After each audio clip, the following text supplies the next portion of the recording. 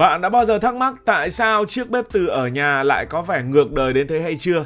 Rõ ràng là chúng ta đang đun nấu, nước trong nồi thì sôi sùng sục, hơi nước thì bốc lên nghi ngút. Nhưng nếu bạn lỡ chạm tay vào mặt kính xung quanh cái nồi thì nó chỉ hơi ấm ấm, thậm chí có chỗ còn mát rượi. Trong khi đó nếu dùng bếp ga hay là bếp hồng ngoại chỉ cần đứng gần thôi là đã thấy hơi nóng hầm hập tỏa ra rồi. Cái sự lạ lùng này thật ra chẳng có gì là phép thuật cả, mà đó là những tính toán của các kỹ sư. Thay vì đốt nóng mọi thứ xung quanh, bếp từ chỉ chọn đúng cái nồi để tác động. Và chính cái nồi đó mới là thứ làm cho nó tự nóng lên. Để hiểu rõ ngọn ngành của câu chuyện này, chúng ta hãy cùng bóc tách từng bộ phận bên trong chiếc bếp và xem các hạt siêu nhỏ đang làm việc như thế nào để nấu chín thức ăn. Để bắt đầu, chúng ta cần nhìn bên trong bụng của một chiếc bếp từ.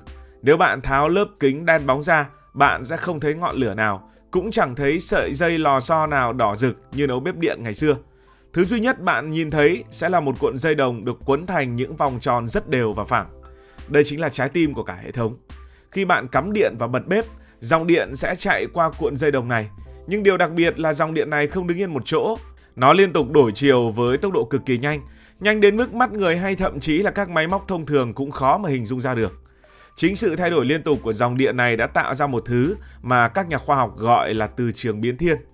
Bạn cứ tưởng tượng xung quanh cuộn dây đồng lúc này có những làn sóng không hình dạng, không màu sắc và không hề có nhiệt độ tỏa ra ở phía trên. Những làn sóng này có một đặc điểm rất thú vị là chúng có thể đi xuyên qua mặt kính một cách dễ dàng mà không hề gây ra bất kỳ một tác động nào lên kính. Nó giống như việc bạn chiếu đèn pin qua một tấm kính trong suốt, ánh sáng đi qua nhưng tấm kính không hề giữ nhiệt lại. Vì mặt kính không phải là vật liệu mà từ trường này quan tâm nên nó có thể đi qua và chờ đợi một đối tượng khác phù hợp hơn đang nằm ở phía trên.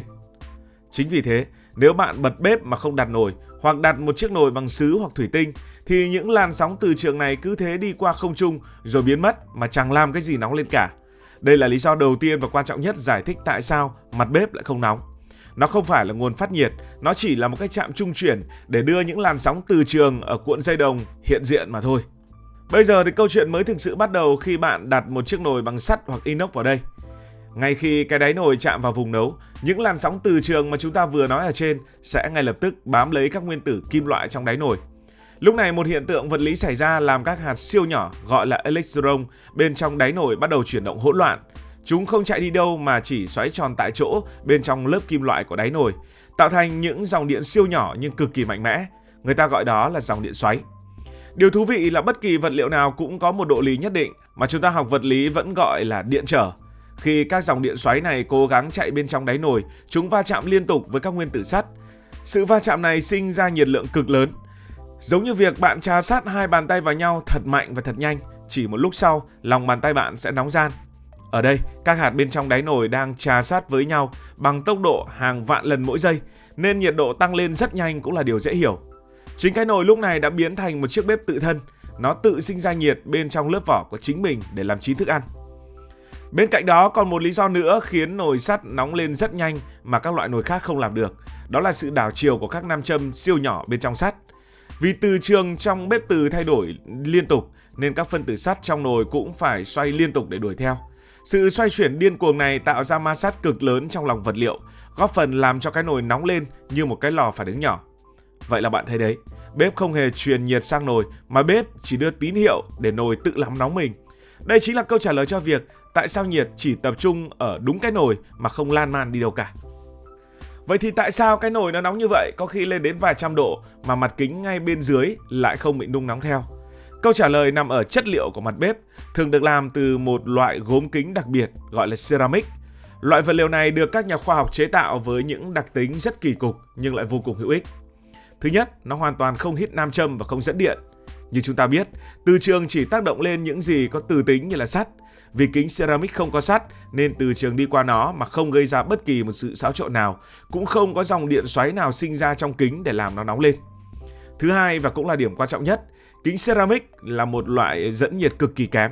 Bạn tưởng tượng nếu bạn cầm một thanh đồng và hơ trên đầu ngọn lửa, chỉ một lát sau đầu kia sẽ nóng bỏng vì đồng dẫn nhiệt rất tốt. Nhưng với kính ceramic thì lại khác, nhiệt độ gần như chỉ đứng yên tại chỗ. Khi đáy nồi nóng lên, nó có truyền một chút nhiệt xuống mặt kính thông qua việc tiếp xúc trực tiếp, nhưng nhiệt lượng này không thể lan ra xung quanh được. Chính nhờ khả năng cách nhiệt tuyệt vời này mà mặt bếp từ luôn giữ được sự an toàn. Nhiệt độ ở mặt kính nếu có tăng lên cũng chỉ do nóng lây từ cái nồi truyền xuống, chứ bản thân mặt kính không hề muốn nóng.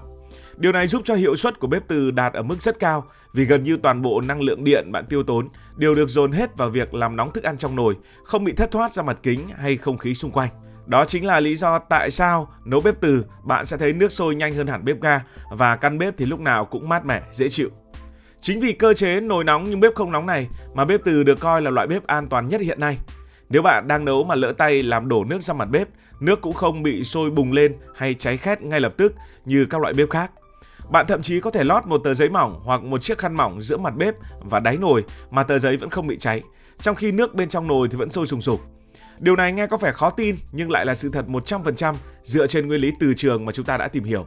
Nó giúp giảm thiểu tối đa nguy cơ hỏa hoạn trong gia đình, nhất là với những nhà có người già hay là trẻ nhỏ. Tuy nhiên có một điều mà chúng ta cần phải hết sức tỉnh táo để không bị nhầm lẫn. Mặt kính không tự nóng không có nghĩa là nó luôn luôn nguội. Sau khi bạn nấu xong một bữa cơm lâu, cái nồi đã truyền một lượng nhiệt dư khá xuống mặt kính thông qua đường tiếp xúc. Lúc này, mặt kính sẽ nóng do nhận nhiệt từ nồi truyền ngược lại. Đó là lý do tại sao các nhà sản xuất thường cài đặt đèn cảnh báo có chữ H. H là viết tắt của chữ hot, hot có nghĩa là nóng, hiện lên khi bạn tắt bếp. Chữ H này sẽ sáng cho đến khi mặt kính nguội hẳn xuống mức an toàn. Vì vậy, dù biết là bếp không tự nóng, bạn cũng đừng dại gì mà vừa nhấc nồi ra đã sờ tay ngay vào vùng nấu hoặc là đặt rẻ lau vào vùng nấu, vẫn có thể bị bỏng hoặc cái rẻ đó sẽ bị nóng chảy ngay. Tóm lại, bếp từ là một sự kết hợp hoàn hảo giữa điện học và vật liệu học. Nó hoạt động thông minh đến mức chỉ cung cấp năng lượng cho đúng thứ cần thiết là cái nồi, còn mọi thứ xung quanh đều được giữ ở trạng thái ổn định nhất. Việc hiểu rõ nguyên lý này không chỉ giúp bạn bớt bỡ ngỡ trước những hiện tượng lạ lùng của bếp, mà còn giúp bạn sử dụng bếp đúng cách hơn. Chọn đúng loại nồi có đáy nhiễm từ để bếp hoạt động hiệu quả nhất. Một chiếc bếp từ hiện đại không chỉ nằm ở vẻ ngoài sáng bóng, mà nằm ở cách nó điều khiển những dòng năng lượng vô hình để phục vụ cuộc sống của chúng ta một cách tinh tế, an toàn, mát mẻ và gọn gàng nhất. Nói thêm một chút về lịch sử của bếp từ, thì vào những năm 1970, khi Westinghouse Electric Corporation trình diễn bếp từ hiện đại tại Hội chợ khoa học của Mỹ, người xem lúc đó rất sốc bởi vì có thể đặt tờ giấy lên mặt bếp mà không cháy, trong khi nồi vẫn sôi ùng ục. Sau này các hãng của Nhật và nhiều hãng châu Âu tiếp tục cải tiến công nghệ, khiến bếp từ ngày càng nhỏ gọn, tiết kiệm điện và an toàn hơn. Ngày nay thì bếp từ đã rất phổ biến rồi. Từ học sinh, sinh viên, công nhân cho đến những gia đình bình thường, hầu như ai cũng được trang bị bếp từ, được sử dụng bếp từ. Ngày xưa mà chung cư dùng bếp ga thì rất là mất an toàn, cháy nổ và sợ nhất là khi mang bình ga trong thang máy. Cảm ơn vì đã dành sự quan tâm cho câu chuyện này. Nếu cảm thấy thú vị, bạn có thể nhấn nút đăng ký kênh, bật chuông thông báo và chia sẻ. Hẹn gặp lại ở trong những câu chuyện tới.